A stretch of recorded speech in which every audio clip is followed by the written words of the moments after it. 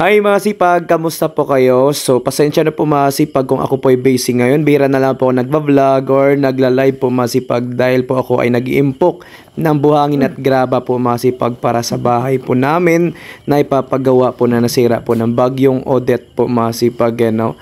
So, halos 2 years na hindi pa po ako nakapagpagawa dahil wala pa pong sapat na pera. Pero dahil sa inyong tulong at tabag po mga sipag, mapapagawa na po ito. Ayan, buhat po kahit mabigat. Let's go, buhat mga kasipag. Buhat. Sipag lang at syaga. Grabe, mabigat mga kasipag. Mga bato-bato, pahirap maglakad dito. Tingnan nyo. Noon, ganun talaga mga kasipag pag mahirap ang buhay. Kailangan magsipag. Kailangan magtiyaga, magtiis. So yun mga kasipag, ito po yung lugar namin dito sa aming province. And po malapit lang po kasi may baybayin. Kung nakita nyo po dyan mga kasipag, yan na po yung itsura mo lang binagyo ng Odette. At kat paano naman po mga kasipag, you know, meron na po itong mga biyaya, graba at buhangin na pagkakitaan po namin. Sa bahay at safe foods po, salamat sa Diyos dahil hulihan naman po ng pusit ngayon na pwede po namin pagkakitaan at ilulam. So yan mga kasipag, makita nyo na po yung munting bahay namin na sinira po. No? Maliit pa, sinira pa siya ng bagyong Odette. Ayan, dala-dala ko yung mabigat na buhangin na yan. Hingal mga sipag, grabe. Nandun na tayo. Ayan na mga kasipag, makita na po yung bahay namin. Kubo na lang po natira. Ito ayan yung po, bahay namin mga parang sipag. buto na lang. Ayan po, mula ng binagyong nasira Odette. sa Odette. So, matagal na pong ganyan yung bahay namin mga kasipag. Wala talaga sapat na pera na ipaayos, no? Ito na yung mga buhangin mga sipag o nahakot. Yan. Okay.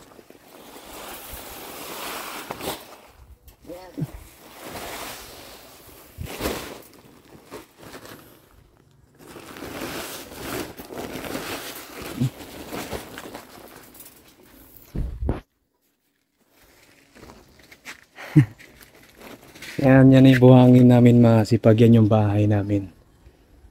Sinira sa Odette. Hingal. Busog pa ako eh. Yan. Simento na lang natira sa bahay namin. Then yan yung mga hollow blocks. Bumili ako hollow blocks mga kasipag. Yan. Panghanda. Panghanda para sa bahay. Gawa. Yan, pagpapala rin, paggawa na tayo ng bahay, kahit kaunti lang mga sipag. I-concrete na natin kasi malapit kami sa dagat. Para pag magkabagyo-bagyo hangin, hindi basta-basta masisira. Hiningal ako mga sipag. Yun mga sipag, no? Yan po yung lugar po namin mula ng binagyong Odette. Kung nakita nyo po yung bahay namin mga sipag, sa amin na lang po talaga ang hindi po napaayos. Halos 2 years na po. Kasi wala po kami sapat talaga na pera. Pero sa ngayon, unti-unti na po mapapagawa kahit maliit na bahay. Simpleng bahay, simpleng buhay lang po mga sipag. Sa awa at tulong nyo po mga sipag, you know, ayan po, unti-unti na po nating mapagawa po mga sipag. Kaya maraming salamat talaga sa inyong suporta po. Ayan, yan po yung lugar po namin dito, no?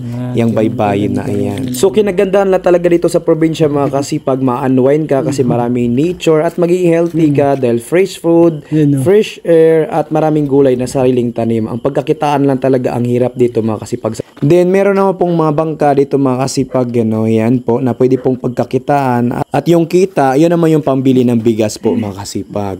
At ngayon kasama po yung lola ko sa pag-iimpok ng buhangin. Nakakatuwa yung lola ko po mga kasipag. Grabe dito mga sipag. Tingnan nyo naman yung lugar namin. No? Yan, yan yung buhangin no, na-impok ko. Na-impok na buhangin mga sipag. La! Kasama si Lola? Ang sipag naman ni Lola. Oh, sipag ni Lola. La! Okay ka lang? Okay ka lang? Ang sipag naman ni Lola. Ang sipag ni Lola mga kasipag. Hapon na. Ngayon, tapusin na natin yung video natin at maghakot na tayo ng buhangin at graba kasama yung lola ko. Yan, yan yung nature namin dito. Yan yung baybayin. Sa tabi, baybayin, malapit lang kami sa dagat mga sipag. Oh. Okay, hakot na kami mga kasipag.